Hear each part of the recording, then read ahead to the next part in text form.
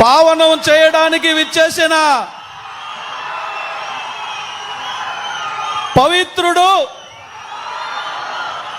కారణ జన్ముడు, ఆంధ్ర రాష్ట్ర visionary reformer Manyashri Nara Chandrababu Naidu గారికి పూతలపట్టు నియోజకవర్గ ప్రజల పక్షాన, నా పక్షాన శిరస్సు వంచి ప్రణమించి స్వాగతం పలుకుతున్నా. గౌరవ ఇన్ఛార్జి మంత్రివర్యులు, గౌరవ ఎంపీ గారు, గౌరవ కలెక్టర్ గారు, గౌరవ బెనిఫిషియర్స్, వైద్య ఆరోగ్య శాఖ నుంచి వచ్చినటువంటి ఉన్నతాధికారులందరికీ కూడా పేరు పేరున నమస్కారం తెలియజేస్తున్నా. మీకందరికీ తెలుసు, ఈ రాష్ట్రాన్ని సమున్నత శిఖరాల వైపు నడిపిస్తున్నటువంటి దార్శనికుడు, ఈ రాష్ట్ర ప్రజానీకానికి గుండెలో సుస్థిరమైనటువంటి స్థానాన్ని సంపాదించుకున్నటువంటి హృదయం కలిగినటువంటి నాయకుడు నారా చంద్రబాబు నాయుడు గారు. సంజీవని మంత్రం తెలిసినటువంటి వారు ఈ భూమండలంలో, దయచేసి నిలబడి ఉన్నటువంటి వాళ్ళ మధ్యలో ఉన్న వాళ్ళు కూర్చోవాలి. సార్ కిక్కిరిసిపోయింది సార్, సందోహం వద్దని చెప్పాం సార్. ఇది లిమిటెడ్ ప్రోగ్రాం, 2000-3000 మందితో పెడతాం. ఎండ ఎక్కువగా ఉంది, మీరు రావద్దండి. ఒకవేళ ఎక్కువ మంది వస్తే సార్ నా మీద కోప్పడతాడంటే నువ్వెవడయ్యా చెప్పేదానికి? మా చంద్రబాబు నాయుడు చూడాలి మేమంతే. ప్రాణం ఒక లెక్క లేదు, ఎండ ఒక లెక్క కాదు, ప్రకృతి కూడా మాకు దిక్కు లేదు. మేము వచ్చి తీరుతామని యాదమరి మొత్తం పులకించిపోయింది. 23 సంవత్సరాలలో మీరు ముఖ్యమంత్రిగా తొలిసారి ఈ నియోజకవర్గానికి, రెండోసారి ఈ నియోజకవర్గానికి, ముఖ్యంగా యాదమరి మండలానికి వచ్చారు సార్. ఈరోజు సంజీవని కార్యక్రమం 4 యుగాలలో సంజీవని గురించి, సంజీవని మంత్రం గురించి తెలిసినటువంటి మునులు నలుగురే. అది కూడా ఒక శుక్రాచార్యుడి దగ్గర విద్య నేర్చుకున్నాడు చరకుడు. కానీ ఆ సంజీవిని మంత్రాన్ని రాష్ట్రానికి తీసుకొచ్చి 5 కోట్ల మందికి ఉపదేశం చేయడం కోసం వచ్చినటువంటి ముని, సంజీవిని మంత్రం తెలిసినటువంటి ముని. నాకు తెలిసి ఖరీదైనటువంటి వ్యక్తులు, డబ్బున్నటువంటి వ్యక్తులు, హెల్త్ ప్రొఫైల్ మీద అవగాహన ఉన్నటువంటి వ్యక్తులు మాత్రమే హెల్త్ ప్రొఫైల్ మెయింటైన్ చేస్తారు. వారికి సంబంధించినటువంటి హెల్త్ డాక్యుమెంట్ మెయింటైన్ చేస్తారు. వాళ్ళు ఆంధ్రలో ఉన్నా, అమెరికాలో ఉన్నా, యాదమరిలో ఉన్నా, మార్లబండలో ఉన్నా, ఏ మూల మారు గ్రామంలో ఉన్నా, వారు ఎక్కడున్నా వారి హెల్త్ ప్రొఫైల్ వాళ్ళ చేతిలో ఉంటుంది.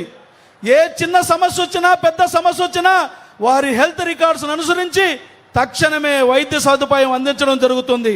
ఒకవేళ ఆరోగ్యంలో మార్పులు సంభవిస్తున్నాయి, శరీరంలో మార్పులు సంభవిస్తున్నాయి, ఆరోగ్యపరమైనటువంటి సమస్య ఏదో వస్తుందని ముందుగా పసిగట్టే ఒక వ్యవస్థ ఈ సంజీవని. అలాంటి వ్యవస్థని ఈ యాదమరి మండలంలో ఉన్నటువంటి మారుమూల గ్రామ ప్రజానీకానికి కూడా అందుబాటులోకి తేవాలన్నదే నారా చంద్రబాబు నాయుడు గారి యొక్క ఆలోచన, ఈ రాష్ట్ర ప్రభుత్వం యొక్క ఆలోచన. వైద్యం అన్నది ఖరీదైంది, వైద్యం అన్నది అందని ద్రాక్షగా మారింది. వైద్యం కోసం ఏ పేదవాడు కూడా తన కూలీ డబ్బులో లేకపోతే ఆస్తులు అమ్ముకునే పరిస్థితిలో ఉండకూడదని ఈ సంజీవని ద్వారా ప్రతి ఒక్కరి ఆయుష్ను పెంచి, ఆరోగ్యాన్ని పెంచి 100 ఏళ్ల ఆయుష్ను అందించాలనేదే నారా చంద్రబాబు నాయుడు గారి కూటమి ప్రభుత్వం యొక్క ఆలోచన. ఇంతకు ముందు ఎవరైనా ఎక్కడైనా చూశారా?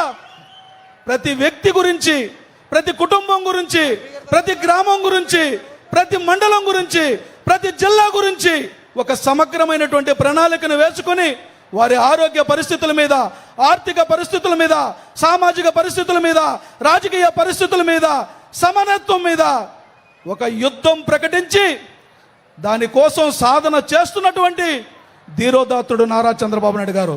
ఆయన రావడం, ఆయన పరిపాలనలో నేను ఈ ప్రాంతానికి ఎమ్మెల్యేగా పనిచేయడం నా పూర్వజన్మ అదృష్టం, నా పూర్వజన్మ సుకృతం, ఆజన్మాంతం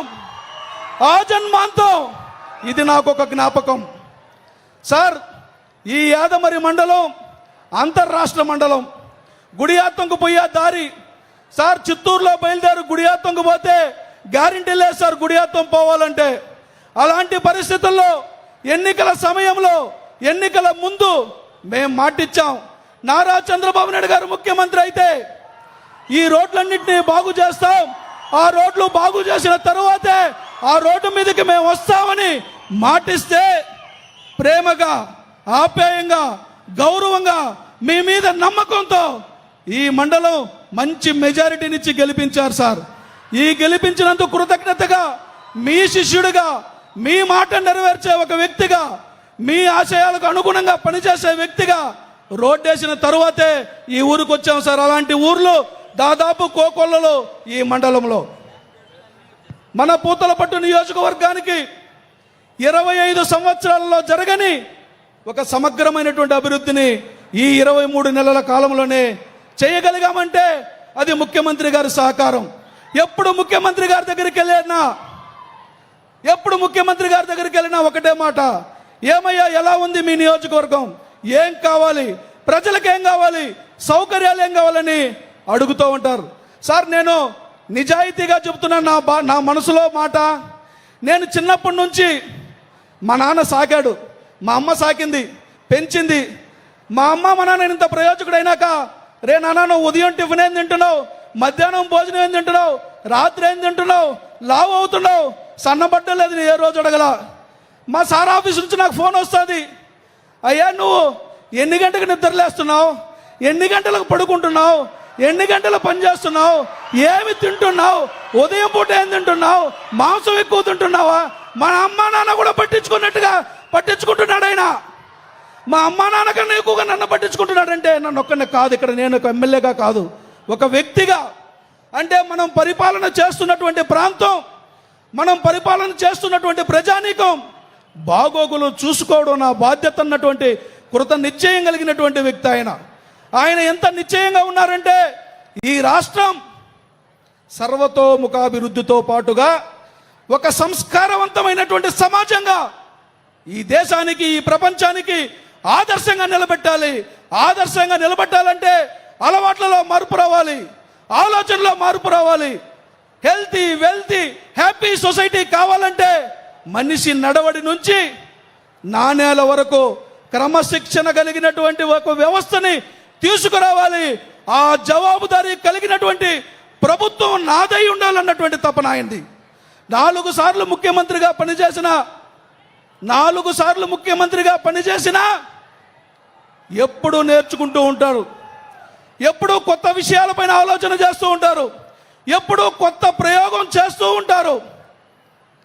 నేను ఇప్పుడు కారు ఎక్కితే నేను మర్చిపోయినా హంద్రీనేవా గురించి అడగదామని, ఏమయ్యా ఇంకా హంద్రీనేవా గురించి నువ్వు అడగలేదని కారులో నన్ను అన్నాడంటే ఈ ప్రాంతం మీద, ఈ ప్రాంత రైతాంగం మీద ఎంత కమిట్మెంట్ ఉంది, ఎంత ముందు చూపు ఉంది. హంద్రీనేవా ప్రాజెక్టు పూర్తయితే రాయలసీమ ప్రాంతానికి 30,000 కోట్ల రూపాయలతో మనం హార్టికల్చర్ హబ్ తీసుకురాబోతున్నాం. మరి హంద్రీనేవాను పూర్తి చేసుకోవాల్సిన బాధ్యత నీ మీద లేదా అని నన్ను అడిగాడంటే మీ పట్ల మన పట్ల ఆయనకున్నటువంటి కమిట్మెంట్ ఏంది, ఈ అభివృద్ధి పట్ల ఆయనకున్నటువంటి జవాబుదారీతనం ఏందన్నటువంటి విషయాన్ని నేను గుర్తు చేస్తున్నా. యాదమరి మండలంలోంచి ప్రారంభిస్తున్నటువంటి ఈ సంజీవని మీకందరికీ తెలుసు. రామాయణ కాలంలో రావణ యుద్ధంలో జరిగినటువంటి ఒక ఘటనలో మూర్ఛిల్లినటువంటి లక్ష్మణుడి కోసం సంజీవని పర్వతాన్ని హనుమంతుడు తీసుకొచ్చాడు. సంజీవని పర్వతాన్ని తీసుకురావాలంటే సంజీవని మొక్కను తీసుకురమ్మన్నాడు సుగ్రీవుడు. కానీ సంజీవని మొక్క హనుమంతునికి తెలియదు. ఏకంగా కొండనే పెకలించుకొచ్చి సంజీవని ఇచ్చి సౌమిత్రి అయినటువంటి సౌభాగ్యవంతుడైనటువంటి రాముని సోదరుని బ్రతికించినటువంటి సంజీవిని ద్వారా మనందరినీ మన ఆరోగ్యాలను కాపాడబోతున్నటువంటి ఈ రాముడికి ఏమి ఇచ్చి రుణం తీర్చుకోవాలి? ఏమిచ్చి రుణం తీర్చుకుంటే రుణం తీరుతుంది? ఏమిచ్చినా తక్కువే సార్. ఆ జన్మాంతం మీ అభిమానులుగా ఉండడం తప్ప, ఆ జన్మాంతం మీ శిష్యరికం చేయడం తప్ప, ఆ జన్మాంతం మీ పేరును స్మరించడం తప్ప ఏమిచ్చినా తక్కువే. మా నుంచి మాకు మీరు చేస్తున్నటువంటి సేవల నుంచి మేము తలుచుకుంటే జరిగే ఆలోచన అది. నేను ఎక్కువగా మాట్లాడకూడదు, ఎందుకంటే ఇంకా చాలా ఉపన్యాసకులు ఉన్నారు, ఎంపీ గారు ఉన్నారు, ఇన్ఛార్జ్ మంత్రి గారు ఉన్నారు, ముఖ్యమంత్రి గారు ప్రసంగం మనం వినాలి కాబట్టి, మళ్ళీ ఇంకొక మీటింగ్ కూడా ఉంది కాబట్టి ఒక్కటే చెప్పదలుచుకున్నాం. నారా చంద్రబాబు నాయుడు గారు ఈ రాష్ట్రానికి శ్రీరామ రక్ష.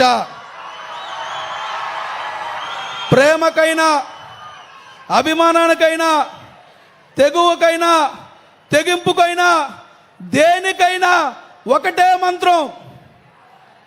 ఈరోజు సంజీవని ద్వారా మృత్యుంజయ మంత్రం చదువుతున్నారు. ఓం త్రయంబకం యజామహం సుగంధం పుష్టివర్ధనం ఊర్వారుకము విబంధనాత్. మృత్యుంజయ మంత్రం చదువుతారు. ఆ మృత్యుంజయ మంత్రం ఆరోగ్యాన్ని కాపాడటం కోసం కాదు, సమస్త మీ ఆరోగ్యాలతో పాటుగా మీ సమస్తానికి నేను రక్ష, మీ సమస్త జీవన విధానానికి నేను చదవబోతున్నటువంటి ఈ సంజీవని మంత్రం ఆరోగ్య రక్ష మాత్రమే కాదు, మీ సమస్త రక్ష నేనే అన్నటువంటి భరోసాను కల్పిస్తున్నటువంటి నారా చంద్రబాబు నాయుడు గారికి మరొక్కసారి పూతలపట్టు నియోజకవర్గ ప్రజల పక్షాన శిరస్సు వంచి నమస్కరిస్తూ ఈ ప్రాంతాన్ని పావనం చేసినందుకు మీకు ప్రణమిల్లుతూ సెలవు తీసుకుంటున్నాను. పూతలపట్టు నియోజకవర్గ ప్రజల అదృష్ట దినం ఇది. సంక్రాంతి చూసాం, ఉగాది చూసాం, దీపావళి చూసాం. ఏది చూసినా, ఏ పండగ చూసినా ఇంత జనం ఉండరు సార్. మీరు వస్తే మాకు పండగ అయింది. ఆ పండగ చూడండి సార్, ఎంత పర్వదినమైందో. ఇది చరిత్రలో నిలిచిపోతుంది. పక్కనే పొరుగు రాష్ట్రం ఉంది, ఆ పక్కకి ఈ పక్కకి ఒక 10 కిలోమీటర్లు కూడా ఉండదు. పొరుగు రాష్ట్రాల్లో కూడా మేము వస్తామన్నారు సార్. మేమే వద్దన్నాం, మేమే సరిపోయా జనాలు, మీరెందుకని చెప్పాం. మీ రాష్ట్రంలో ఏదో సంజీవని తెస్తున్నారంట, మేము కూడా వస్తాం, మీ హాస్పిటల్లో రికార్డులు చేసుకుంటాం, అబ్బా మాకు కూడా వైద్యం చేయించండి అని ప్రచారం జరిగింది సార్. హెల్త్ కార్డులు డిస్ట్రిబ్యూట్ చేస్తున్నామంటే ఇంత అమూల్యమైనటువంటి సంపదని మాకిచ్చినటువంటి మీకు ఎప్పటికీ తీరని రుణంగా మిగిలి ఉంటామని మీ అందరి ద్వారా ముఖ్యమంత్రి గారికి తెలియజేస్తూ సెలవు తీసుకుంటున్నాను. Jai Hind, Jai Chandrababu. Thank you sir. గౌరవనీయులు honourable member of parliament Chittoor Shri Daggumalla Prasad Rao గారిని ప్రసంగించవలసిందిగా కోరుచున్నాం. అందరికీ నమస్కారం. గౌరవనీయులు ఆనరబుల్ ముఖ్యమంత్రి గారు నారా చంద్రబాబు నాయుడు గారికి, అలాగే ఇన్ఛార్జి మంత్రి రాంప్రసాద్ రెడ్డి గారికి, గౌరవనీయులు ఎమ్మెల్యే గారికి, అలాగే కలెక్టర్, తర్వాత టాటా రిప్రజెంటేటివ్, బెనిఫిషరీస్ కూడా మరి ఒకసారి నమస్కారం చెప్తా ఉన్నాము. అయితే ఈరోజు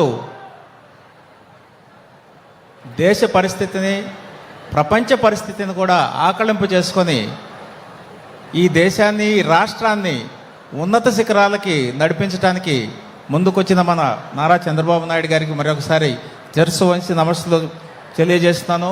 అట్లాగే మా ఈ ప్రజలందరూ కూడా ఆయనకి శిరస్సు వంచి నమస్సులు తెలియజేసిన సమయం ఆసన్నమైందని అనిపిస్తూ ఉంది. ఎందుకంటే ఓవరాల్గా అన్ని పరిస్థితులు అర్థం చేసుకొని ఏది పాటిస్తే బాగుంటుంది, ఎలా చేస్తే బాగుంటుంది అని చెప్పి ఉన్నతమైన ఆలోచనలతో ప్రజల సంక్షేమం, ప్రజల ఆరోగ్యం గురించి ఆలోచిస్తున్న చంద్రబాబు నాయుడు గారికి మరొకసారి నమస్కారాలు తెలియజేస్తూ ఉన్నాము.